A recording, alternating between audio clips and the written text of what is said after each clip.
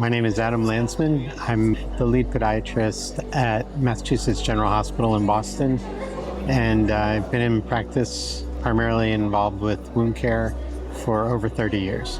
The Defender was a game changer for us. We've always used different types of techniques for offloading. We've used casts and various types of boots in the past. And we saw a significant number of complications with those other devices. We saw secondary wounds forming, infections due to a lack of access to the wound in between office visits. And so when the Defender boot came along, it offered a lot of things that we didn't get from those other devices. Easy access through the boot to the wound sites. You can easily remove it when you need to inspect things. It doesn't have any sharp edges or sharp corners, and so secondary wounds were greatly decreased. It's got a very substantial, well-padded insole, and this has been very, very important for offloading. We can either use it on its own, or we can use it in conjunction with adhesive felt devices that we attach to the patient's foot directly. So all these things have made a big difference. And then sort of the icing on the cake is patients like it. That's been a huge asset because people will use it. Compliance is critical to getting a wound offloaded.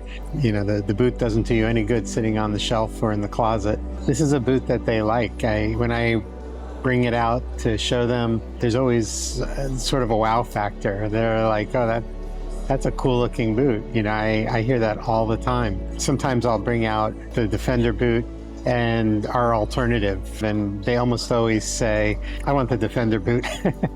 We had this one guy that I think about who's a young guy. He was mid-40s, type 1, very brittle diabetic, and he kept getting wounds, and he's got a young child who he wants to be outside with and do athletic things with. And he had so many recurrences from the diabetes with foot ulcerations that he was part-time in a wheelchair just to get effective offloading.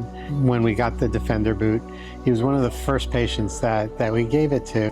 On my side, I was all about the technology. It's a superior offloading device. It's a superior protection in the leg itself. It helps to distribute the pressure better than any of the other devices we've ever used. He was all about, this is something I can live with. This is something I can use on a daily basis.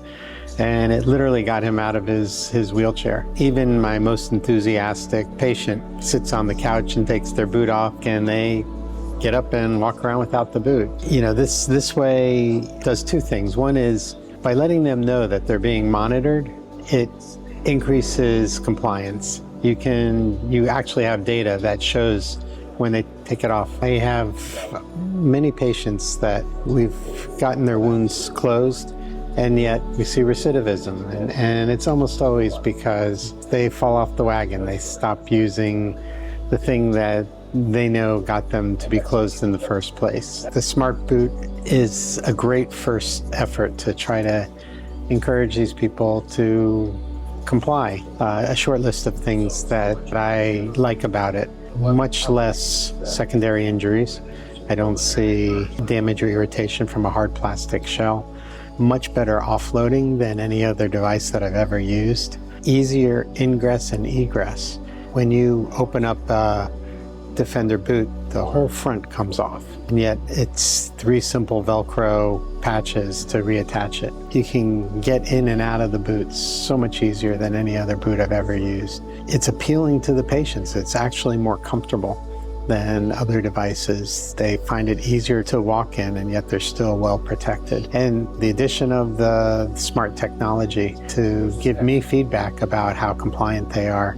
Are they not healing because they're not using it, or is there something else going on? Is there infection? It's really unique to have that window of additional information to help steer what we do.